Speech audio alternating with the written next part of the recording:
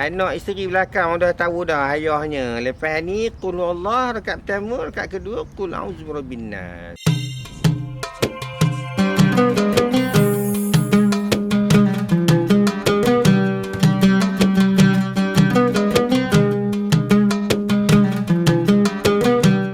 Assalamualaikum warahmatullahi wabarakatuh. Anda bersama dengan saya Ustaz Hamizul bin Abdul Hamid dalam siri audit solat anda, ya.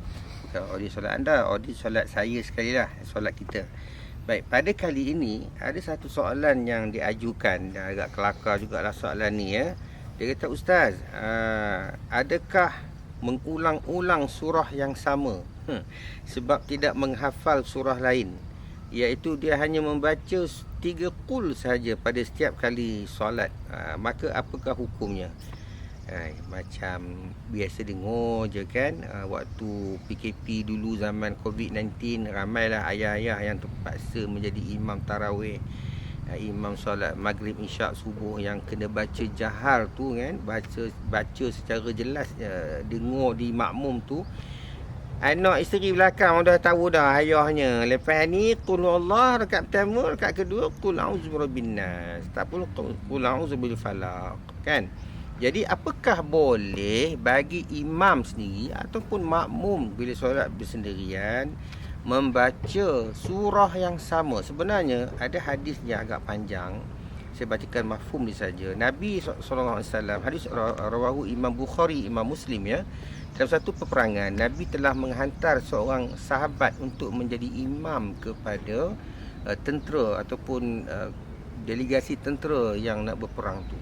Jadi tugas sahabat ni ialah mengimamkan solat para tentera yang ketika itu di medan perang. Apa yang berlaku ialah sahabat tadi ni tiap-tiap kali beliau mengimamkan solat, habis saja membaca suratul Fatihah pada rakaat pertama dan rakaat kedua, khususnya pada solat jahar, solat yang diperkuatkan suara, maka dia akan membaca surah Al-Ikhlas berulang-ulang kali.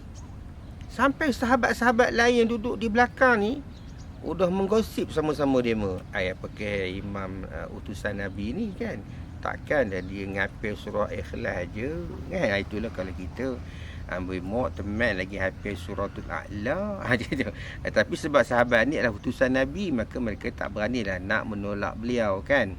Maka balik daripada peperangan tersebut, mereka pun berjumpa dengan Nabi dan mengadukan perkara berkenaan. Wahai Rasulullah, kau tahu ke tidak, imam yang kau hantar kemarin tiap-tiap kali lepas baca Fatihah dalam solat, dia akan baca surah Al-Ikhlas berulang-ulang kali. Lalu pendek cerita, Nabi panggil sahabat tadi yang dilantik jadi imam, dan Nabi bertanya kepada dia, apa kehal yang mereka baca surah yang sama je? Maka kata sahabat ni, wahai Rasulullah, aku sebenarnya sangat suka, cinta kepada surah Al-Ikhlas, kerana surah itu menceritakan tentang Allah Subhanahu Wa Taala. Qul huwallahu ahad. Katakanlah Allah Ta'ala itu Esa, Allahu Samad, Allah tempat meminta, lam yalid walam yulad, tidak ia beranak dan tidak diperanakkan, walam yakul lahu kufuwan ahad, dan tidak ada suatu perkara pun, satu benda pun yang sebanding, yang sekufu dengan Allah Subhanahu Wa Ta'ala. Jadi kerana itulah aku mengulang-ulang baca surah yang sama.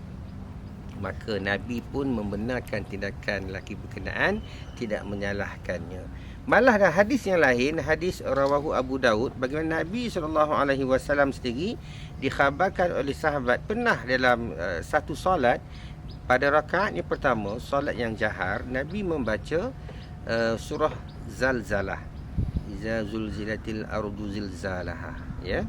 Dan pada rakaat kedua, Nabi mengulang surah yang sama, hingga sahabat pun pelik, takkanlah Nabi pun baca solat ni surah yang sama pada rakaat pertama, rakaat kedua.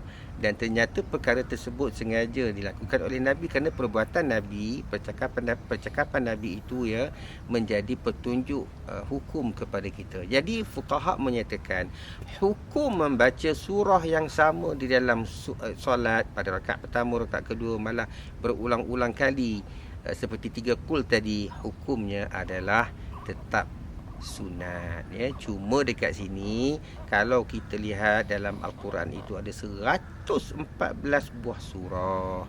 Maka tu imam yang dilantik oleh jemaah atamika janganlah itu asyik-asyik 3 qul sampai orang gelar. Imam mana kita malam ni? Imam 3 qul lah. Atau cukup masa depan ya. Maka sebaik-baik imam sesuai dengan ciri-ciri imam yang telah kita tahu sebelum ni kan, kita pernah baca antara ciri-ciri imam itu adalah orang yang paling faqih, orang yang paling menguasai Al-Quran, termasuklah juga orang yang banyak hafazannya, ya, banyak hafalannya. Maka bacalah surah-surah yang berbeza-beza supaya para jemaah di belakang kita merasa seronok berimamkan dengan kita, sebab setiap surah itu mempunyai intisari, intipati cerita yang bermacam-macam. Wallahu a'lam. Assalamualaikum warahmatullahi wabarakatuh.